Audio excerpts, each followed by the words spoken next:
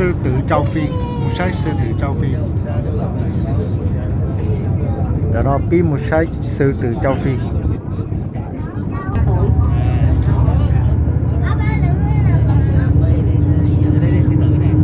Đối với sư tử đực thì 2 năm tuổi trở lên các bạn bóp đầu mọc bờm, còn sư tử cái sẽ không có bờm. Trong bàn tay trái có một số bạn sư tử đực bắt đầu mọc bờm nè. Mua sư tử vô. Cân nặng của các bạn sư tử có thể đạt tối đa 250 kg khi trưởng thành. Ngoài ra tiếng gầm của các bạn cũng rất to và xa. Chúng ta có thể nghe thấy tiếng gầm của sư tử từ khoảng cách là 8 km. Vậy là mình đứng ngoài nhà chờ đợi xe lúc nãy mình nghe luôn. Mau. Phía trước bên tay phải của du khách, bạn sư tử đực có bờm rất đẹp, mặt nằm ở bên tay phải mình. Bạn sư tử đực này đang sống chung với 5 cô vợ của mình. 5 cô vợ nằm vào vòng bạn đây.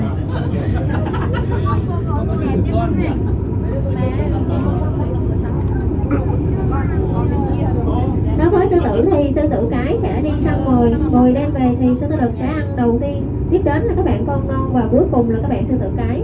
Các bạn sư tử đực ở nhà có nhiệm vụ là trông chừng đàn con và bảo vệ lãnh thổ.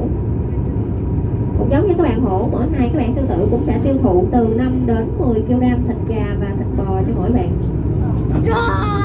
Bên tay trái thì các bạn được sinh ra tại đây nè, các bạn sư tử con đó. Thì bạn nhỏ nằm với mẹ ở giữa, đấy là bạn Winnie, bạn 7 tháng tuổi. Đây là một bé gái.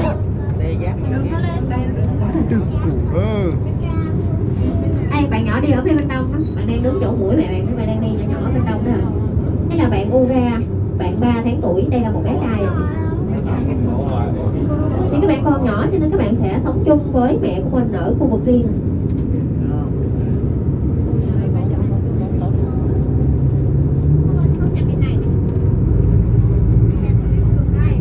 Và 600 kg đối với các bạn cái. Bên tay trái có một số bạn khu sao đi lạc.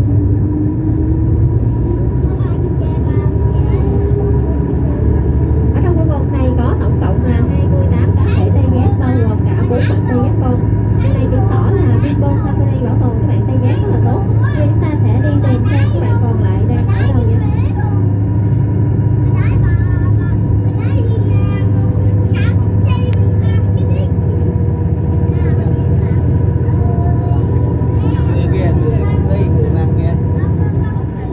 Đây, phía trước bên tay phải của du khách.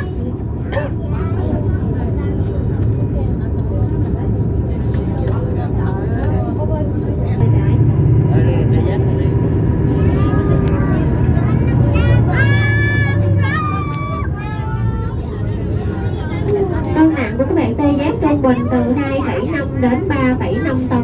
Mỗi ngày mỗi bạn mỗi bạn sẽ tiêu thụ 100 kg cỏ rồi. Bạn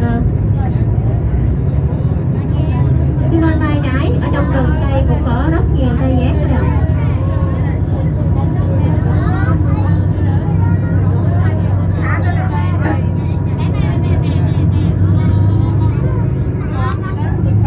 Đây bên tay phải cũng có rất nhiều.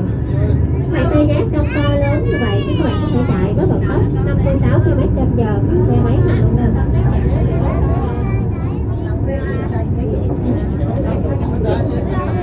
Tuy nhiên mắt các bạn rất là kém, chỉ nhìn trong vòng khoảng 10 mét thôi, cho nên các bạn sẽ đánh dấu lãnh thổ bằng cách là dẫm lên phân và nước tiểu.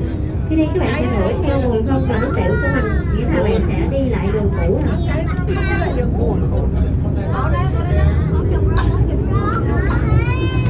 Hiện tại số lượng tê giác trong môi trường tự nhiên đã không còn nhiều vì nạn săn bắt để lấy sơn sừng bò không có tác dụng chữa bệnh nhiều lời đồn thổi. Vì vậy chúng ta hãy cùng